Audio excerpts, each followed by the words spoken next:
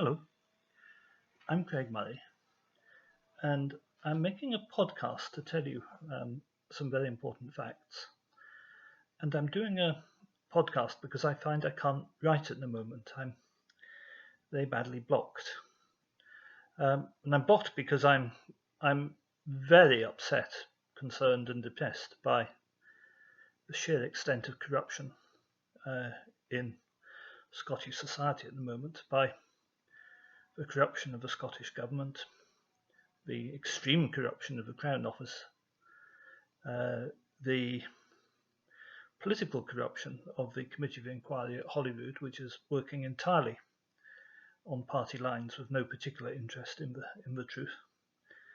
Of all these things, probably the worst and most soul-destroying has been the Crown Officer's failure to produce to the inquiry the most damning messages from Peter Murrell and Sue Ruddock that show conspiracy to pervert the course of justice. I've got no doubt about that, having actually seen those messages myself.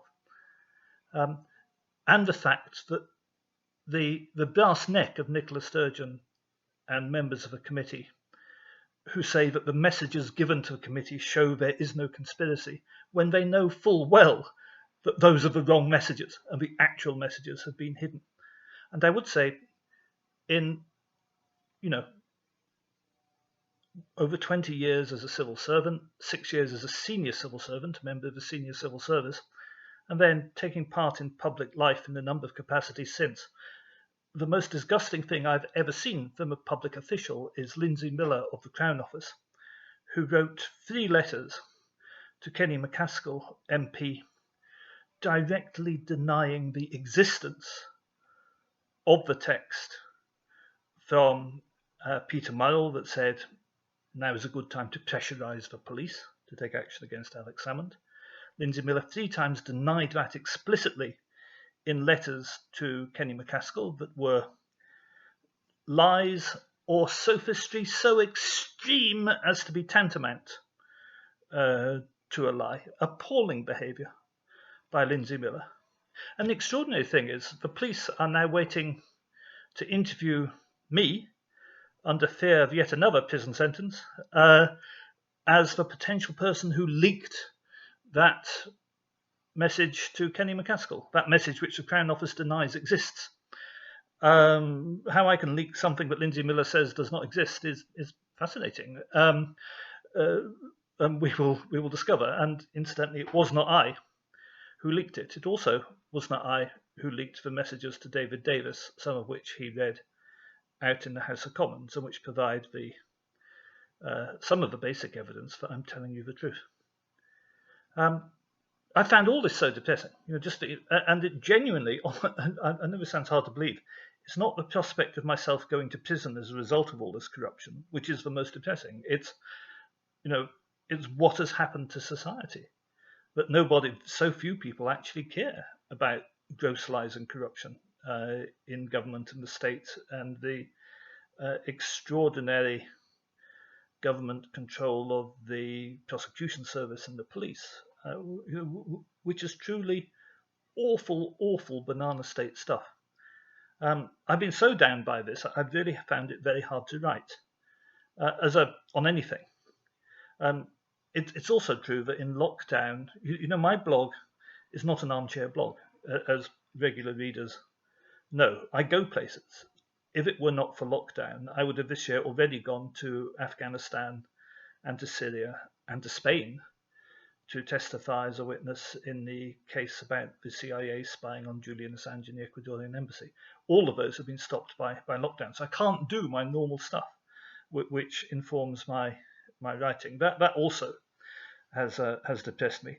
As a result of my low output, and as a result of the fact that a lot of Scottish independent supporters simply do not want to hear the truth about what happened to Alex Salmond, about 1/3 of my subscribers have cancelled.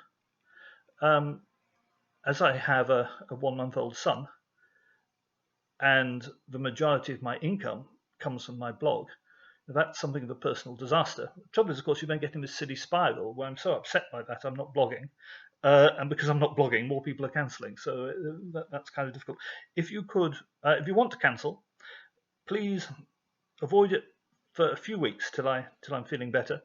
After which, everyone who cancels, I always say to them that if they want any of their previous subscription back, going back years, if they want any of the money they've given back, they're welcome to it.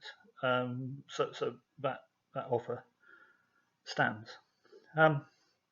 Anyway, that's my explanation as to why I haven't been blogging. Now I want to come to the substance of what I have to tell you. We're nearly 6 minutes in, and I haven't got to the meat of this yet, which is why I don't generally do podcasts, because I'm plainly useless at it. In trying to tell you the truth about what happened, you have to think where to start and what is your way in. And I want to take as my way in the BBC Panorama last night and the mantra that seems to be accepted by all the unionist parties and by the Sturgeonites and by the Guardian and the BBC, where everyone is saying the complainants in the civil service case suffered abominably from Alex Salmond and have been failed by this process. This continued demonization of Alex Salmond, of the attempt to say that despite being found not guilty, he actually really did do something wrong, something very, very wrong, but in fact it was only criminal. It was not criminal, but it was very, very bad, which isn't the truth of what happened. And a great many lies of what happened are being circulated, which I'll come on to. But I want to start by telling you some truth that you probably do not know. There were, as I think most people now know, 2 civil servants who were the basis of the original civil service investigation that was found to be unfair, illegal, and tainted by apparent bias. And I want to come to the second of those civil servants first. She's anonymous, as all the accusers are. I'm not going in any way to jeopardize that anonymity, and I'm not going to give her a letter because the Holyrood inquiry and the court case used different letters for the women, which has caused an enormous amount of confusion about who is who. This woman met with John Summers, Nicola Sturgeon's principal private secretary, on 20 and 21 November. Now that's not 3 or 4 days before Nicola claimed she knew. She claimed she knew in April, on the 2nd of April. 2021 November is a long, long while before. And on that day, Nicola Sturgeon's principal private secretary met with one of the complainants. Now, what was this woman complaining about? And this is something that hasn't been explained by anybody, what this particular civil service complaint was about. This was the woman who claimed that Alex Salmond touched her bum during a photo shoot at Stirling Castle. Now, in court, Alex Salmond was found not guilty of this accusation. Now, I want to tell you the details of the incident. After a dinner at Stirling Castle, there was a photo shoot on a balcony with the Scottish flag in the background. It was a small balcony, only about 5 people could get on it at once. Alex Salmond stood on the balcony, and everyone who had been at the dinner lined up in a queue and went onto the balcony one after another to have their photo taken with Alex Salmond. They did it in groups of 4 or 5 because that's how many people could get onto the balcony at once. This lady had her photo taken with Alex Salmond. She claims that while the photo was being taken during the photo shoot, he touched her buttocks. It should be said, the photo, everybody at the dinner was photoed with Alex Salmond. It was a few seconds each, bang, bang, bang. The 2 people who were next to the pair of them on the balcony, that's the person who had their photo taken immediately before and the person who had taken their photo, who had their photo taken immediately after, those two people both testified on oath in court that they were standing either side of the pier, some 3 feet away, either side, that they were actively watching them have their photo taken, and nothing happened. The photographer did not give evidence, but the photographer also was questioned by the police and said he saw nothing happen. And remember, he's a professional photographer. He is looking carefully at the facial expressions of the people standing in the pose to get the right second to a millisecond to click his button. He saw nothing. The two people either side saw nothing. Alex Salmond said nothing happened. And in her very first statement to the police, the woman said that the touch was so fleeting she wasn't certain if it had been on purpose. In her court, she said he forcefully grabbed her buttock,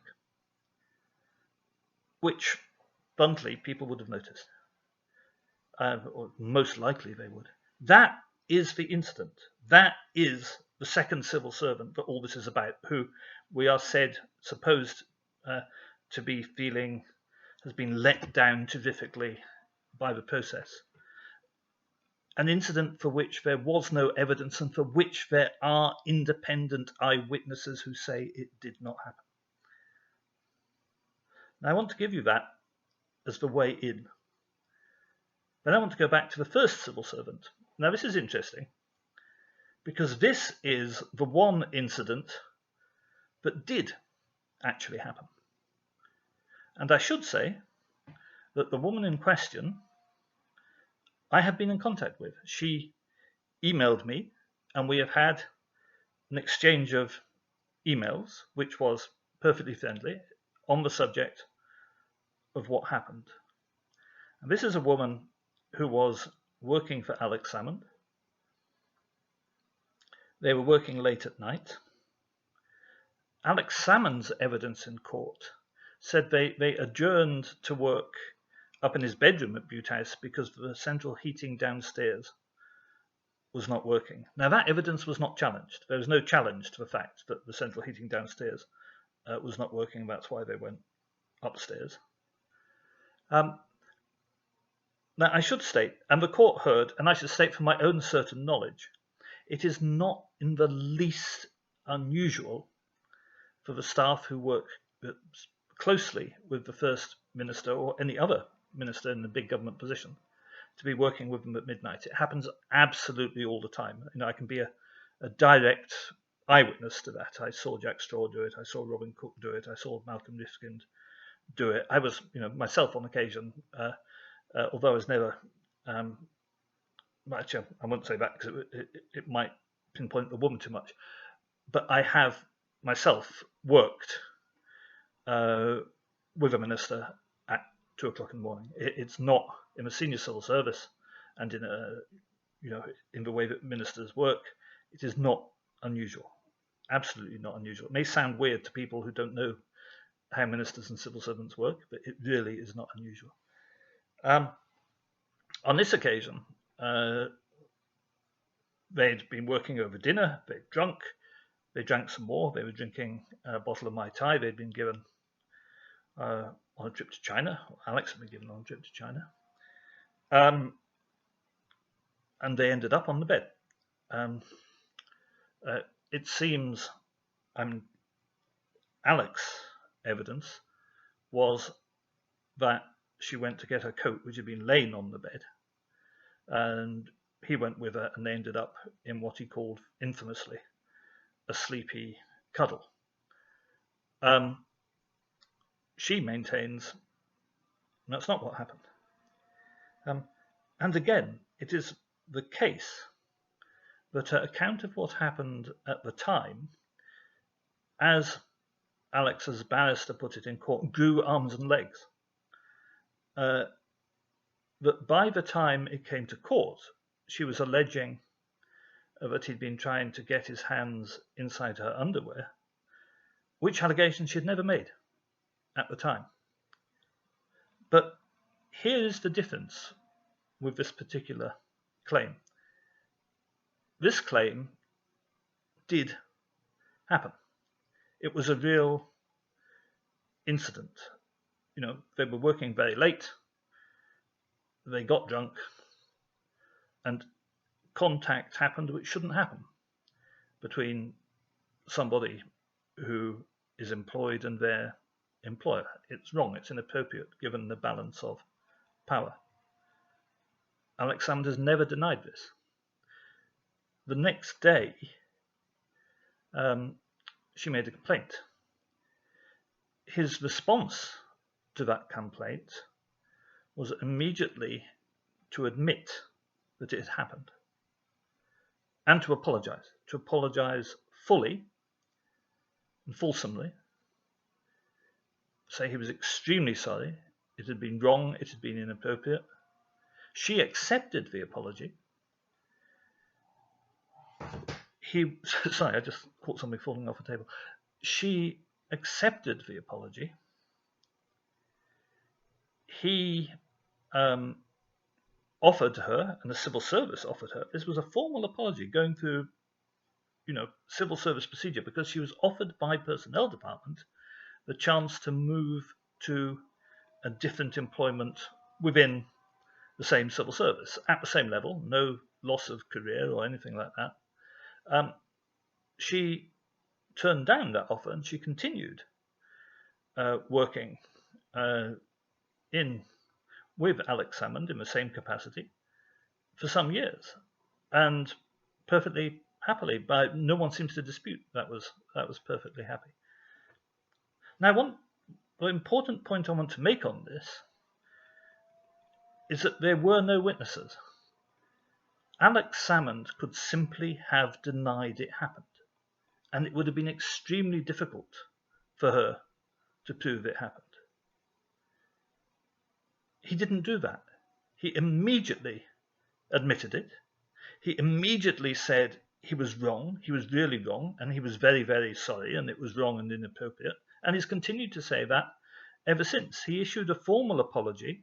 He did not ask her to sign a non-disclosure agreement. He did not try to pay her any money to keep quiet or demand that she keep quiet. This is not Harvey Weinstein. This is a man working late, overworked, with a woman with whom he perhaps mistakenly felt there was a romantic attachment. He did not rape her. It is not alleged any clothes were taken off. And he apologized. He immediately apologized. Now, I'm not trying to downplay this. It was bad. It was wrong. He admitted it. And this is very, very important. The jury recognized that this woman was, broadly speaking, telling the truth. This woman was, broadly speaking, telling the truth. That's why this one case they gave not proven. Still an acquittal, but not proven. You couldn't really tell precisely what had happened. And that seems to me, bluntly, entirely fair. And this woman, who has been in contact with me, seems to be someone who did go through an unfortunate experience, which perhaps got more and more traumatic with recollection, but was wrong, should never have happened, and was quite rightly, absolutely rightly, apologized to. People make mistakes in life. People are not perfect. Thankfully, nothing, there was no brutal sexual attack. It was nothing along those lines, but it was bad.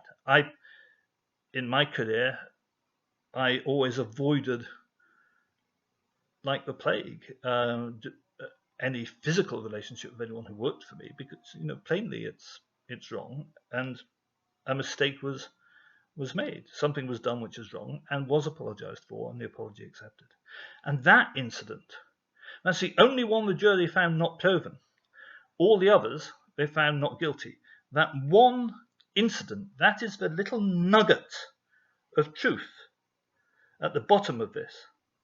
But what happened was, following the Me Too revelations, and in response to fears that Alex Salmond was going to be coming back into politics, and in particular fears that he was going to be pushing Nicola to go far harder for independence than she had or has ever shown any wish to go, it was decided to build on that one incident, bring in a lot of other completely fake incidents as corroboration for more of doctrine. One incident without evidence in Scottish law cannot prove anything. But if you have different people alleging similar incidents across a period of time, that can be taken as corroboration. And that is what the Crown Office openly were trying to use. The trouble is, what they were doing was coming up with entirely fake, untrue incidents, like the grab on the buttock at Stirling Castle, in order to build a more of sequence.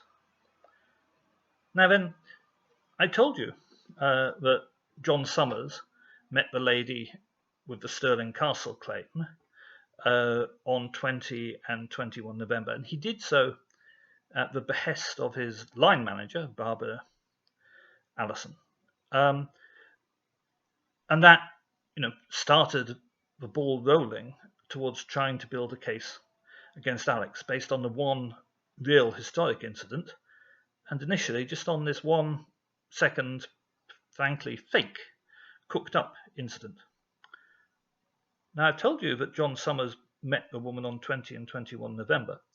The very next day, Nicola Sturgeon wrote to Leslie Evans, the very next day, saying that the harassment policy, employment policy, should be extended to allow for allegations against ex-ministers, but not, incidentally, against ex-civil servants, which seems peculiar. Now, you are perfectly welcome to believe that Nicola Sturgeon's principal private secretary met the Stirling Castle lady 2 days running, and the very next day Nicola wrote, not a private secretary, to Leslie Evans saying, extend the policy to cover ex-ministers. You are perfectly entitled to believe that is a coincidence if your mindset compels you to do that. I can't stop you. I think you're a fool, but I can't stop you. Why do I think John Summers? Because John Summers told the committee, John Summers being a genuine civil servant, the committee were inclined to believe him. John Summers swore to the committee that he didn't tell Nicola anything about it at all. Nicola didn't know. He met the woman. He didn't tell Nicola. I find that extremely hard to believe. Why do I find it extremely hard to believe? Well, the first thing is that John Summers then went on to tell what was undoubtedly a lie. He was asked by the committee how close he worked with Nicola Sturgeon, and this is Nicola Sturgeon's principal private secretary, tried to make out he had very little interaction with Nicola Sturgeon at all, that he hardly ever saw her, that there are 150 people in the First Minister's office, and he was so busy in his managerial duties that he very seldom had anything to do with Nicola Sturgeon. So that was why he didn't tell her. Well, it's part of why he didn't tell her. Plainly a lie. Principal private secretaries, and again, I speak from long experience, work extremely closely with their minister. They are the arms, the eyes, and the ears of their minister. They run the department, not as themselves, they run the department as their minister. They're purely a cipher for their minister. There is no principal private secretary who has ever existed who did not have contact with their minister many times daily, including weekends. That's simply true. And for him to try to make out different was a very peculiar lie. Ministers, incidentally, do not write their own letters. Almost never.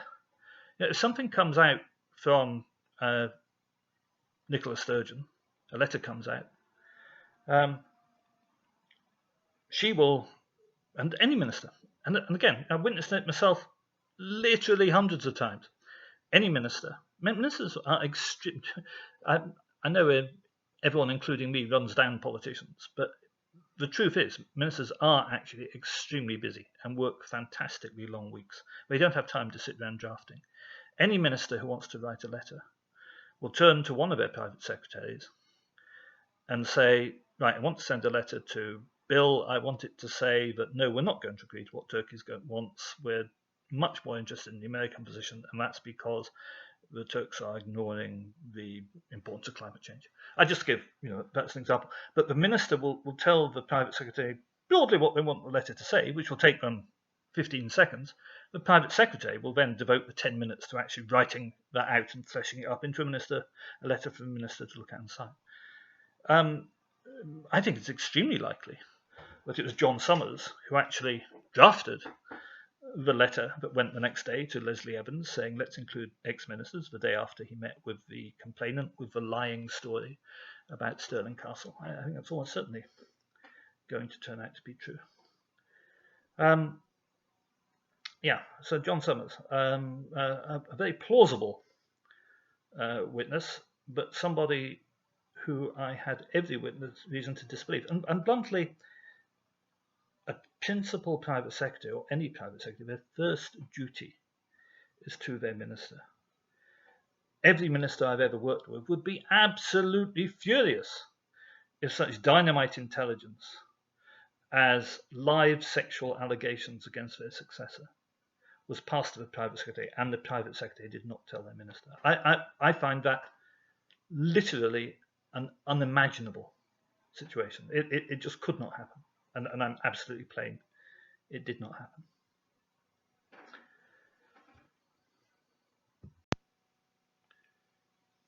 I just paused for breath for a moment there.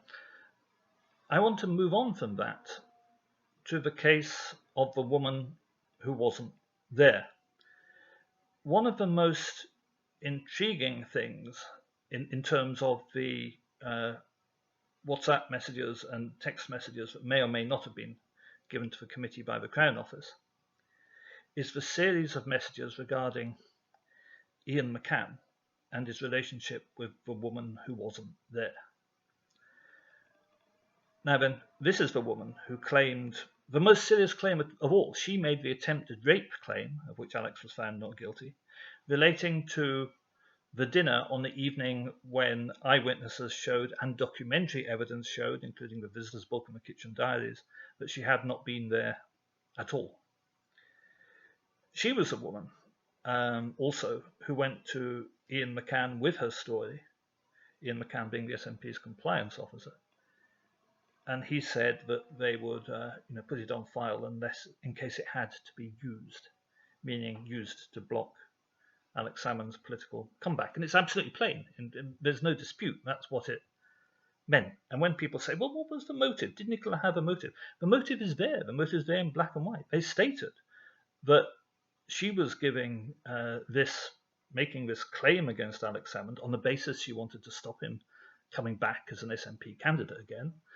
And Ian McCann said that it would be put on file until such time as it may have to be used to stop Alex Salmond making a political comeback. So there's no doubt at all about motive. It's a nonsense to claim it is in dispute. Now, at a later stage, this lady, and this is according to messages from between Sue Ruddock and Peter Murrell, which I have seen with my own eyes. Ian McCann was sent to have, I think it was either coffee or lunch. Bluntly, I don't remember. Ian McCann was sent to meet with her, make sure she was still on board, because they were worried she may be backing out. And also, she had promised to bring 5 more complainants on board with her. Now then, and that fact was revealed by David Davis in reading out messages in the House of Commons 2 days ago. Now, this woman had in fact gone back on her ability to bring 5 more women with her. She's the same woman, incidentally, who tweeted out, "I have a plan by which we can remain anonymous but still have a major effect." Same woman. She couldn't bring in the 5 people she'd wanted, and there was a fear she was going to back out entirely. And as Jackie Bailey observed at the committee, there are emails between Murrell and Ruddock, or texts between Murrell and Ruddock, that indicate they were furious with McCann because he had failed to bring her on board to deliver her complaint, had failed to get her to bring up 5 more people, and as I have said, Jackie Bailey didn't say this, I said it in my affidavit from my memory of when I saw the same messages. There was doubt as to whether Ian McCann ever even tried to bring her on board. And I want to make a slight digression here, perhaps in defence of Ian McCann. Everything I saw which mentioned Ian McCann had him always either stalling things, like putting it on, saying, "Okay, we'll put it on file in case we need it," or not achieving what he'd been asked to in terms of getting people to make complaints. My interpretation of it was that Ian McCann realised that this was fake, that this was a set of false accusations being got up to try to imprison an innocent man. And that while wanting to hold on to his job and appearing to be going on with it, at every stage he was derailing, delaying, and diverting. He wasn't really pushing the process forward. And Murrell and Ruddock were criticising him for that. So I say that in defence of Ian McCann. And my reading there is different to the reading of other people who have seen the information. But I think, in fairness, I should say it.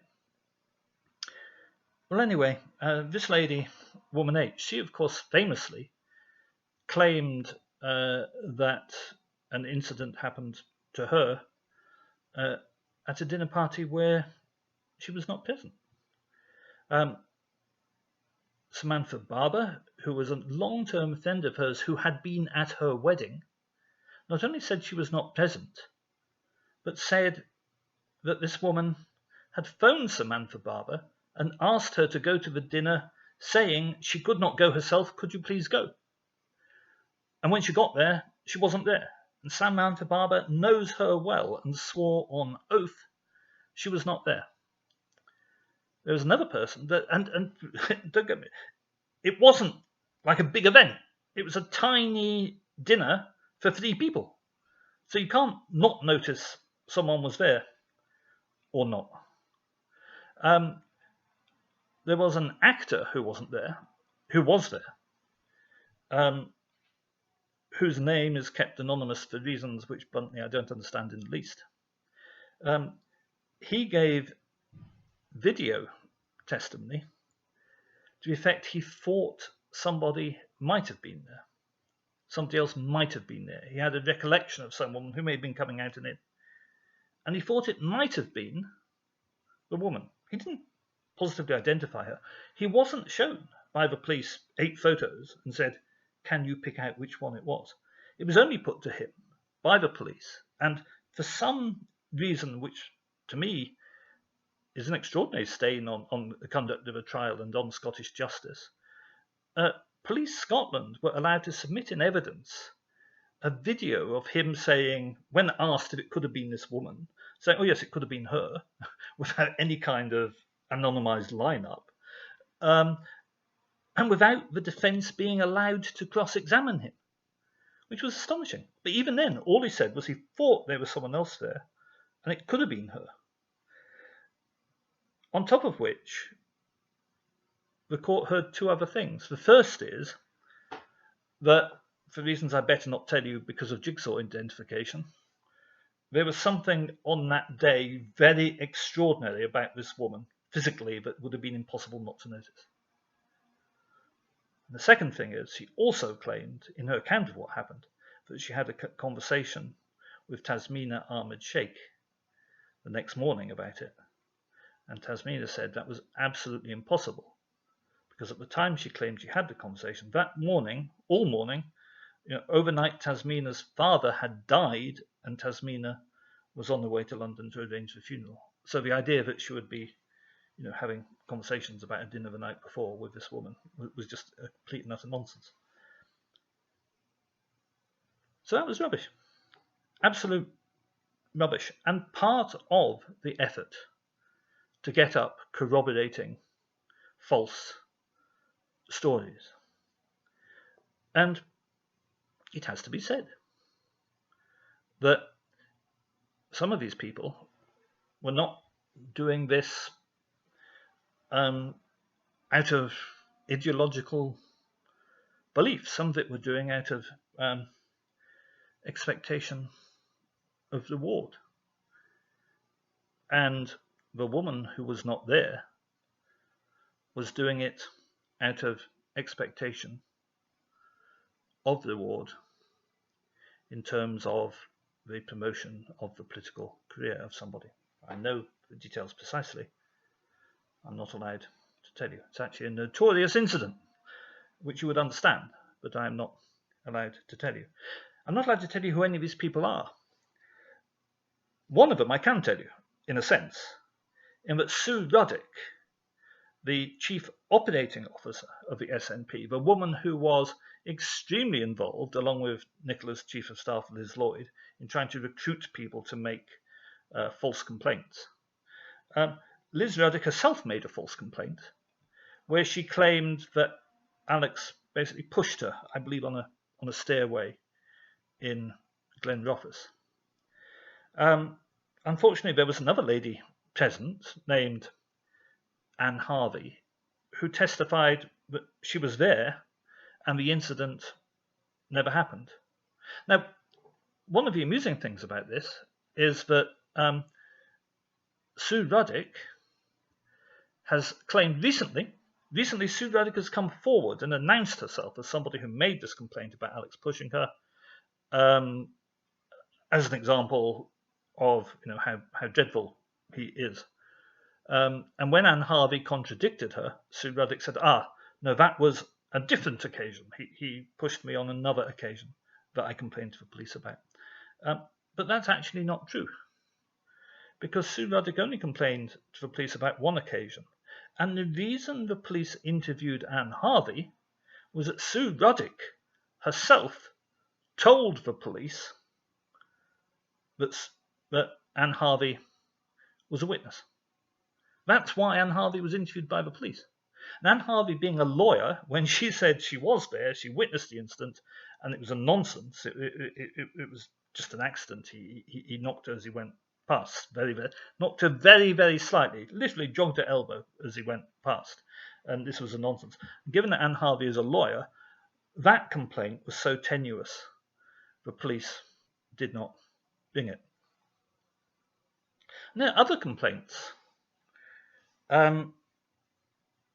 heard in court which were plain daft. But what really, really worries me, and one of the things that's been depressing me, is lie after lie after lie has been told about these complaints. And I want to go back to Sue Ruddock, because I've tried to explain to people, that the complainants are a group of people very, very close to Nicola Sturgeon, who all got themselves up to make complaints that turned out to be completely untrue.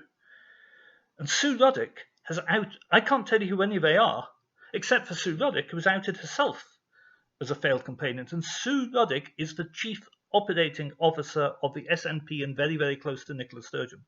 And that is the type of person precisely who made the majority of these complaints, Nicola's inner circle.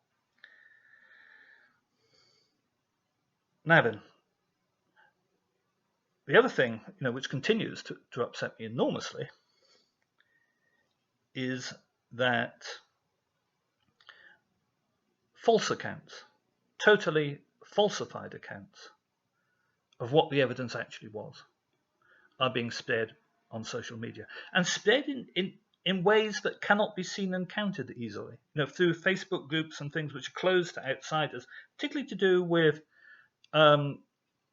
student nationalists and independent youth groups. They are all sharing this information, which they're fed by SNP headquarters, which is simple lies. And often these lies emerge again and again and again on social media. And I want to tackle one of them, which is the lie that Alex Salmond snuck into someone's bedroom and touched them on their cheek or kissed their cheek. And I've seen that lie repeated 200 times on social media. Completely untrue. There was absolutely no allegation at all that involved him sneaking into anybody's bedroom at any stage or kissing anybody on the cheek while they were in bed.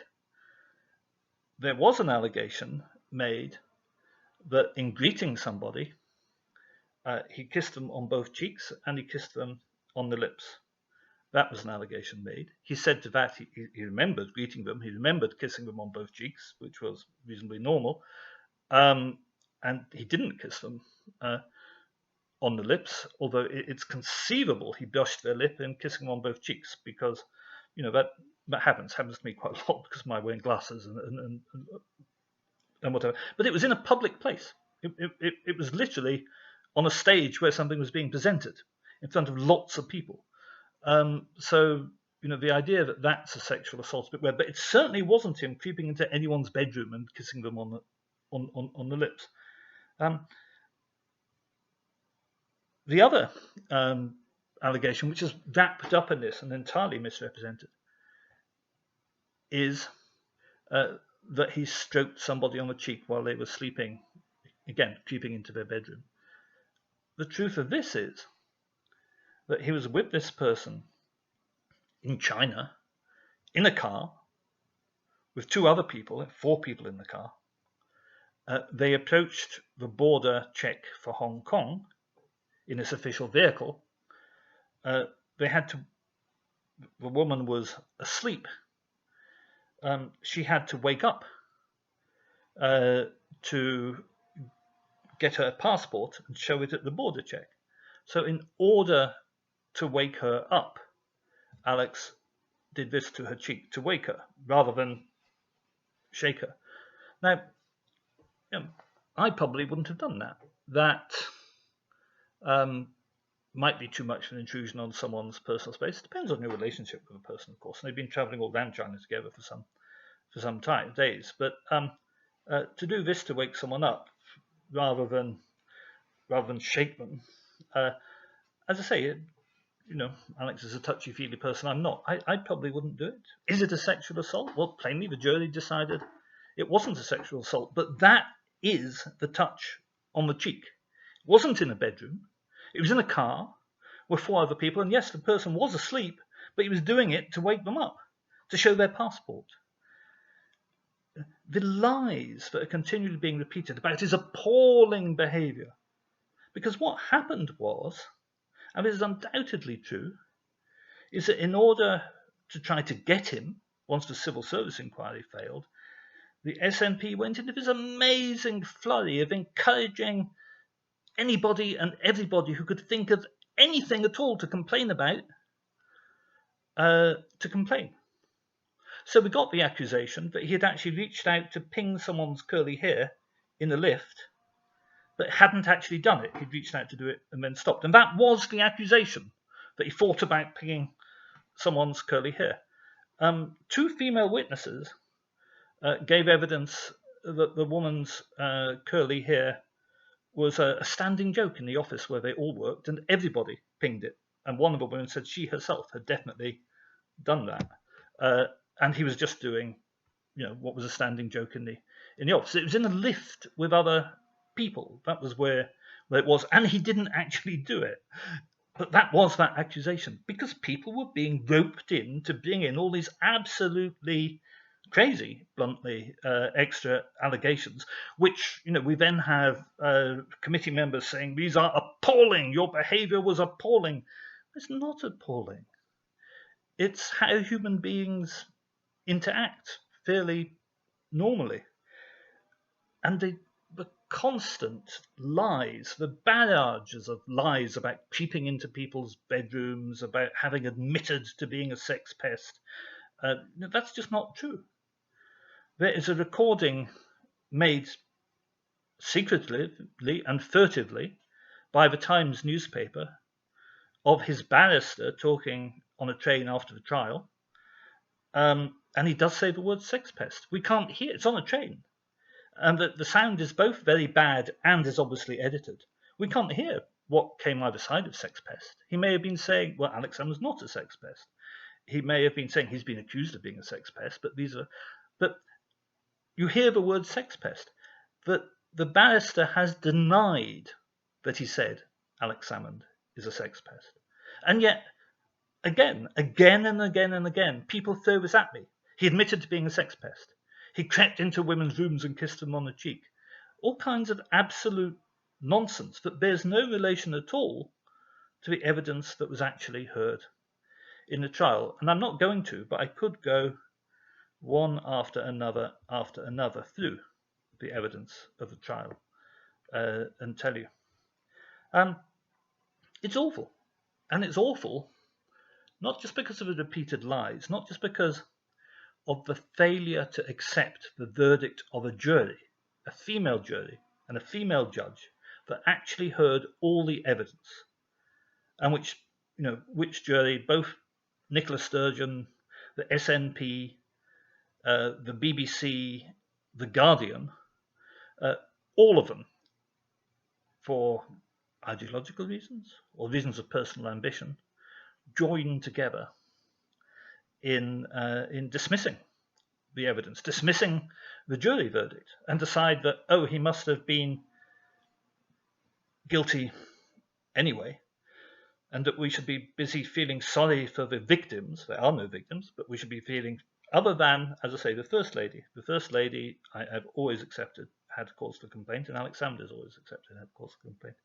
But the idea that we should be, spending our time feeling sorry for Woman H, who made up fake allegations about an occasion where she wasn't even present, after having tweeted a co-conspirator or texted a co-conspirator to say, I have an idea by which we can remain anonymous but have a serious effect.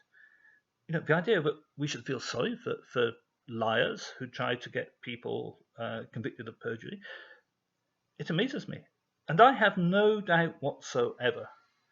You either have to believe that Nicola's principal private secretary, chief of staff, chief executive of her party, chief operating officer of her party, and permanent secretary were all acting without Nicola's knowledge. Or you have to believe Nicola was orchestrating the attempt to get Alex Salmond jailed for the rest of his life on false pretenses. I find the horror of that astonishing.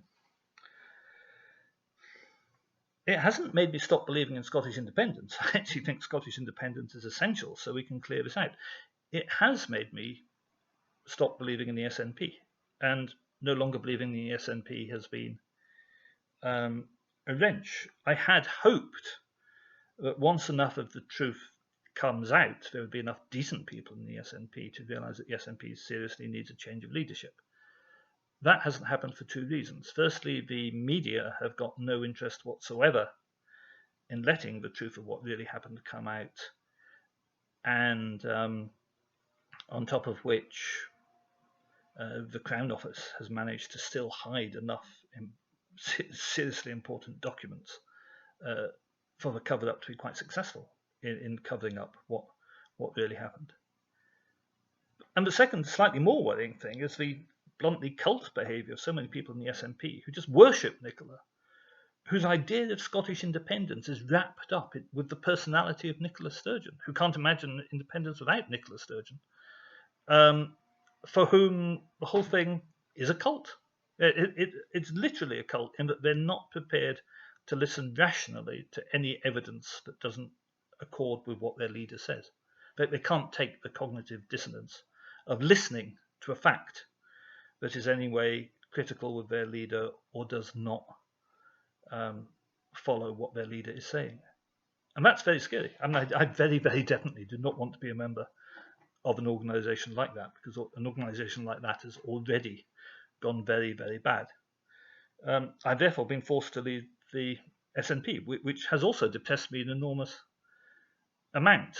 I was a Liberal Democrat from 1974 till 2011, which was 37 years, too long. After they deposed my friend Charlie Kennedy, I failed to really take on board, because of loyalty, just how right wing they'd gone under Clegg. I failed to fully process it. I didn't want to believe it. It took me too long to realise. I then, in 2011, joined the SNP, so I've been a member for 10 years, almost exactly 10 years, I think. And it feels, really bad, because I prize loyalty. To be leaving a second political party seems to me ridiculously disloyal and like I'm doing something wrong. And that in itself, has also bluntly depressed me a lot. But I see no alternative. I can't be in the same party as the people who condone Nicola's conspiracy, illegal conspiracy, to fit up Alex Salmond and send him to prison on the basis of false evidence. And I want to make one final point. There are people who've said to me that, looking at it, it is impossible not to accept that there was an attempt to fit up Alex Salmond. Anybody who looks seriously at the evidence cannot come to any other conclusion. They accept that, but what they say is, well, look at Robert the Bruce. He murdered John Cummin in a church, but he's still got Scottish independence. So surely, if Nicola did this, as long as she gets us independence, it's okay. Well, firstly, I have genuine moral qualms with that. I do want independence, but I don't want an independent country under a government of extreme corruption. I just don't. I want us to clear out the corrupt people before independence. But also, it's a complete misreading of the situation. Nicola Sturgeon is not Robert the Bruce. People forget, COVID happened, and then everyone suddenly got fixated on COVID, and Nicola did a very, very good public presentation job on COVID, and did much. And administratively, she did something quite well. Did much to allay public fear. Became very popular. People forget that in January last year, which is not that long ago, Nicola made a speech after Britain left the European Union, on the day Britain's transition period ended and we finally were completely out of the European Union, in which she said she specifically accepted Boris's right to an S30 veto, said that any attempt to do a referendum without an S30 from Boris Johnson would be a wildcat referendum, and she would never support such an illegal action. And the SNP just abandoned the mandate it got in the 2016 Holyrood elections, just didn't use it, betrayed its voters, and B, handed Boris an effective veto, and failed to live up to any of that rhetoric. Do you remember Ian Blackford's Scotland will not be dragged out of the European Union against its will? But we were, and they did nothing about it. And before COVID happened, remember this, before I'd heard the word COVID, Sturgeon and Murrell cancelled the SNP Spring Conference last year to stop people reacting to the fact that she wasn't going to do an indie ref linked to Scotland leaving the European Union. Remember that. I've never believed Nicola has any interest in independence. My belief is she likes being a colonial administrator. She loves being adored by The Guardian and the BBC. And anybody who hasn't noticed how much Alistair Campbell, his wife Fiona Miller, Severin Carroll at The Guardian, the BBC, including the Panorama the other day, Danny Garavelli, all these other people, they're all supporting Nicola. They're all supporting Nicola and her political correctness. She loves being the hero of The Guardian, the hero of the Me Too movement. She loves identity politics. She loves her position. She loves the money. Her and her husband are raking in $300,000 a year between them, plus the accommodation. That's not bad at all. And also is the most important part of the answer as to where the 600,000 purloined money for the donated for the next independence referendum went into Ruddock and Mull's wages primarily, and a bit to Angus Robertson. So these people are comfortable. They never had any intention of having an indie ref. You're hearing a lot about an indie ref now because they want you to vote for them again. At election time, independence, another mandate. We need a mandate. You give them a mandate, comfortable, high salaries, feeling important, ministerial cars. They're not going to risk that for the sake of a tilt at independence. So I just don't buy the argument at all that we should shut up about what they did to Salmond because that way will deliver independence. They screwed Salmond because he wanted to deliver independence and was threatening their comfortable lifestyles. And they're going to get away with it because the committee is just politicians. I've never believed the Holyrood inquiry will get to the truth or has any interest in getting to the truth, and I still don't believe that. Anyway, that's why I'm depressed. I hope some of this at least gives you some food for thought today. And if any of you have made it through this far, thank you very, very much for listening to me. Bye.